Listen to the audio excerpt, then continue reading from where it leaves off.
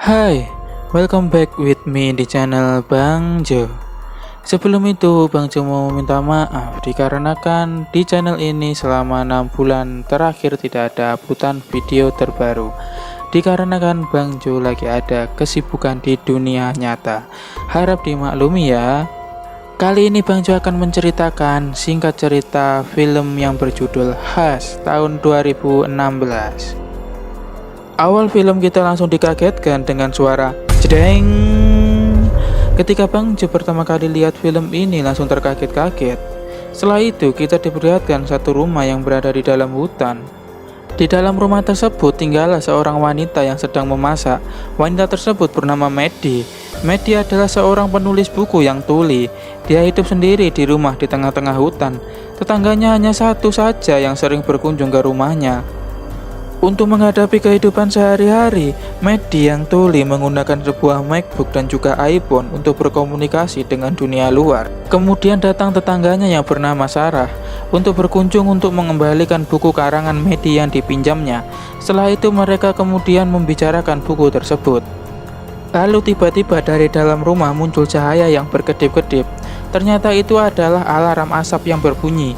Maddie yang tidak bisa mendengar, tidak menyadari walaupun alarm yang berbunyi itu sangat keras.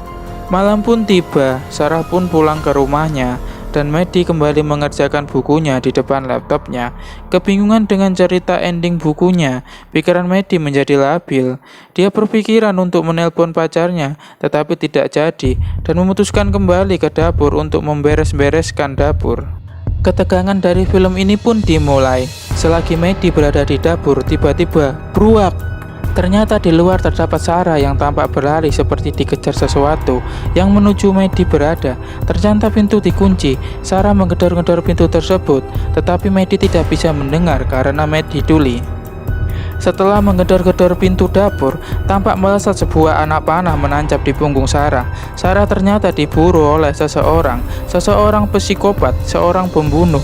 Sang pembunuh pun menghampiri Sarah dan membunuh Sarah dengan kejam di depan pintu dapur di mana Maddie sedang beres-beres peralatan dapurnya.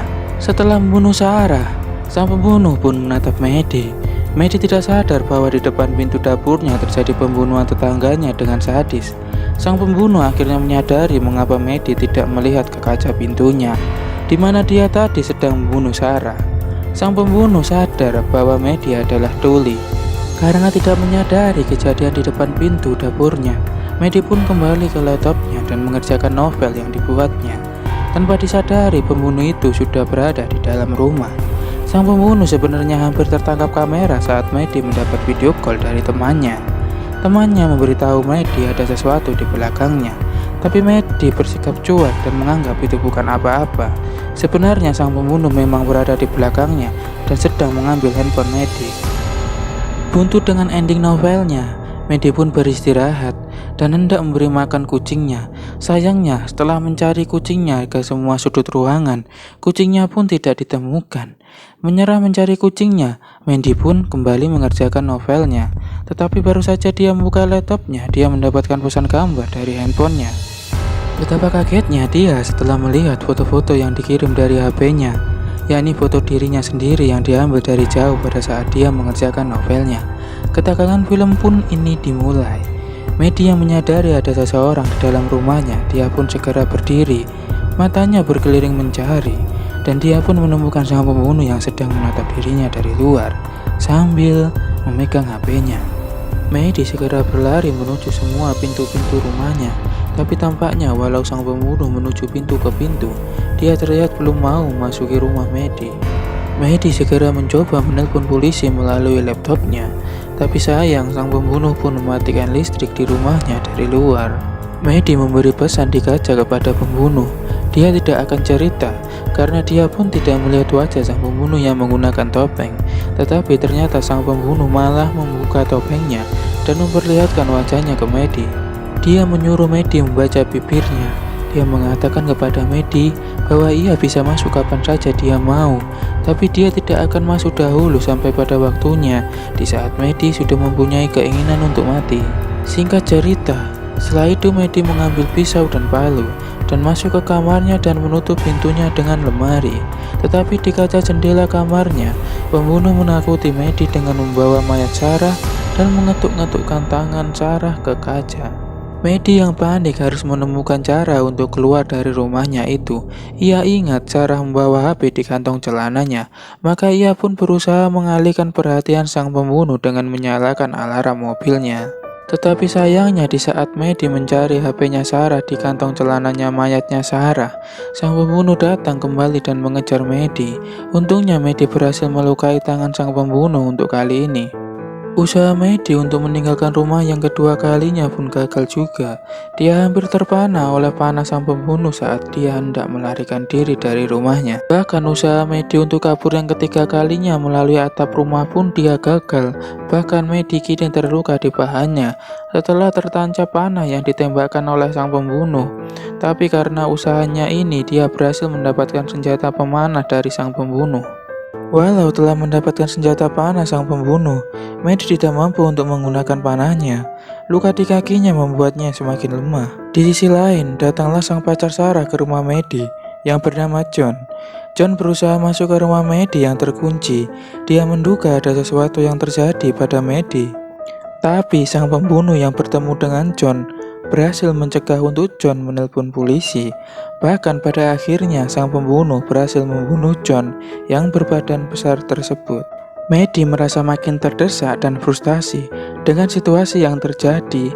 Bahkan sang pembunuh kini berhasil mematahkan beberapa jarinya di saat Medi hendak keluar rumahnya lagi dan menjatuhkan panahnya. Sang pembunuh pun berkata, ini saatnya dia akan masuk ke rumah. Tetapi kali ini Medi sudah muak. Dia memutuskan untuk menghadapi sang pembunuh dan menantangnya untuk masuk dan membunuhnya. Setelah menantang sang pembunuh, Medi membuat kata-kata terakhir yang ditujukan kepada ayah dan ibunya di laptopnya. Kemudian Medi menuju kamar mandi dan menunggu sang pembunuh datang. Medi menatap pintu kamar mandi dengan pandangannya yang melemah karena banyak kehilangan darah. Tetapi sang pembunuh ternyata tidak masuk lewat pintu depan, melainkan dari atap dan muncul di belakang Medi yang bersandar di bathtub. Sang pembunuh berbicara kepada Medi di belakang karena dia tahu Medi tuli. Tetapi hembusan nafas sang pembunuh terasa di tengkuk Medi. Medi pun berbalik menusuk pembunuh di kakinya dan dia segera kabur ke ruangan dapur. Dengan pandangannya yang buram, Medi berhasil menuju dapur, namun terjatuh di sana. Dia kini hanya bisa bersandar lemas menunggu sang pembunuh datang kembali kepadanya. Sang pembunuh yang tertatih-tatih pun datang juga menghampirinya. Di saat pembunuh itu hendak tertunduk meraih Medi yang terduduk di lantai, Medi tiba-tiba menyemprotkan cairan pembersih ke mata sang pembunuh. Sang pembunuh tidak bisa melihat dan menutup kedua matanya yang perih. Di saat bersamaan, Medi menyalakan alarm yang memegangkan telinga yang berada di meja makan. Pembunuh menjatuhkan pisaunya dan Medi berusaha mengambilnya. Pergumulan pun terjadi di ruangan dapur. Pembunuh menendang Medi berkali-kali dan akhirnya mencekik Medi. Medi yang sudah tidak berdaya, nyawanya pun sudah hampir selesai. Tetapi Medi yang sudah hampir kehilangan nafasnya itu berhasil meraih penutup botol yang terbuat dari besi dan akhirnya menancapkannya di leher sang pembunuh. Darah sang pembunuh pun muncrat dari lehernya yang bolong dan beberapa saat kemudian akhirnya sang pembunuh innalillahi wa inna ilaihi rajiun. Medi akhirnya telah memenangkan pertarungan hidup dan matinya dengan susah payah. Akhir cerita, Medi pun berhasil bertahan hidup dan beberapa saat kemudian pihak kepolisian ke lokasi TKP. Hikmah yang bisa kita ambil dari film ini, janganlah pantang menyerah dalam menghadapi kesulitan, permasalahan yang ada pada hidup kita. Contohnya saja Medi yang difabel atau tuli. Tetap ceria, semangat, tidak minder, dan juga pantang menyerah. Meskipun dalam keadaan hidup dan mati, bila kita tidak pantang menyerah, pasti akhirnya kita akan bahagia. Jangan lupa kasih subscribe, like, dan juga komen, serta nyalakan lonceng notifikasinya ya. Akhir kata, Bang Jo di sini. Bye.